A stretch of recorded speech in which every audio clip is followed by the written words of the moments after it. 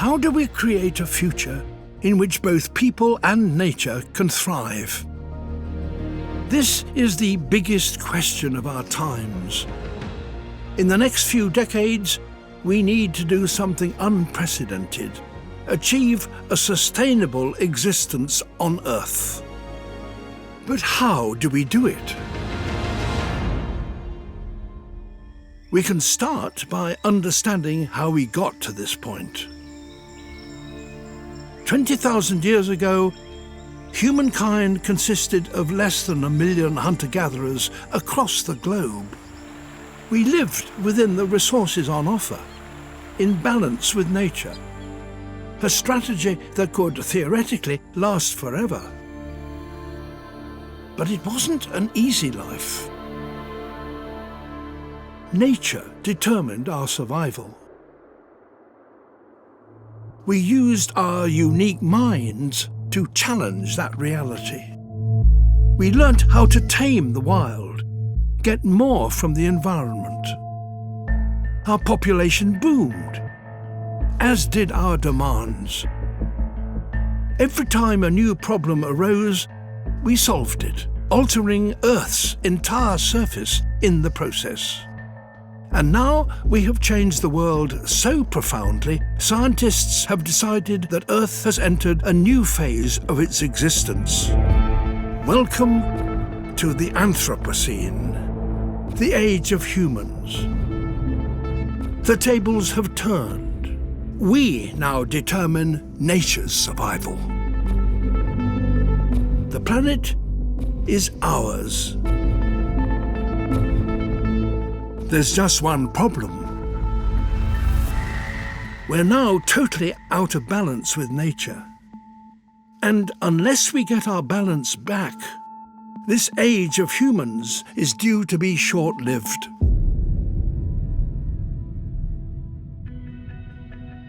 So how do we deal with this problem? When you boil it down, there is one underlying big issue.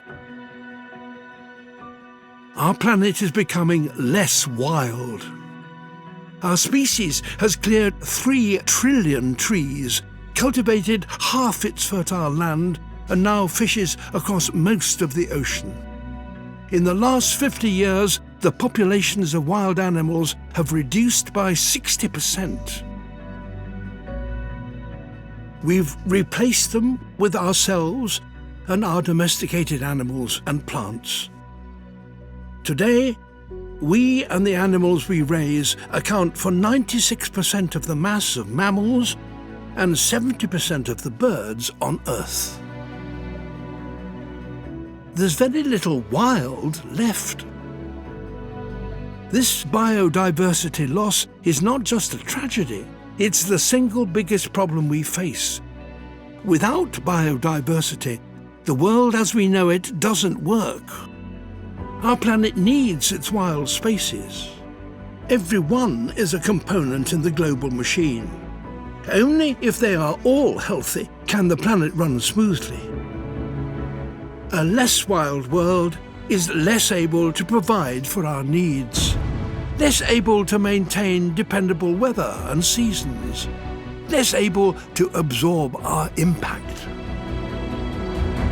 Biodiversity equals stability, and stability is what we need most of all. Can we turn this situation around? Can we re-wild the world? Well, maybe, due to one key change. As societies develop, something is happening that has never happened before. People are having fewer children. Globally, since the year 2000, the number of people under 16 years old has hardly changed. The main reason our population is still rising is because people are living longer. If this continues, our population may finally stop growing by the turn of the century. By investing in education and women's rights and raising people out of poverty, we could bring about peak human even sooner. This changes everything. It gives us the opportunity we need to regain our balance.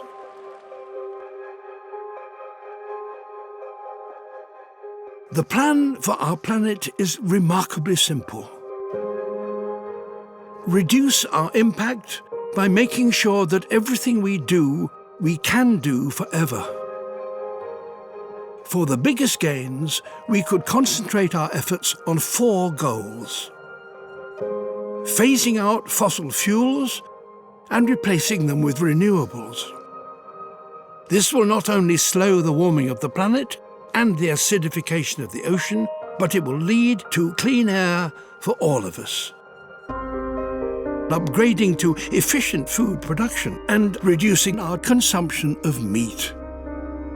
We'll require far less space to provide for ourselves, leaving more for grasslands, reducing deforestation and our demand for fresh water, and feeding more people with healthier, more affordable food. Working together to properly manage our ocean.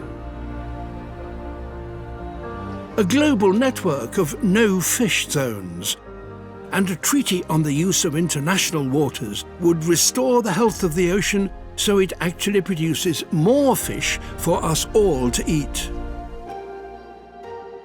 Working hard to keep hold of the wild populations we still have, encouraging nature wherever we can. In the ocean, on land we no longer need, and even in our cities. If we make these changes, we'll be a long way to becoming a species in balance with nature once again. We will have taken a remarkable journey, from 1 million people struggling to survive, to several billion living long, healthy lives on a stable planet, able to provide for all our needs. Only at that point will the Anthropocene, the age of humans, be truly underway. At that point, we will be proud to call it our planet. How do we create a future in which both people and nature can thrive? We open our eyes to this moment in history. Think on a planetary scale. Embrace the challenge we face. And do something we humans are very good at. Change the world.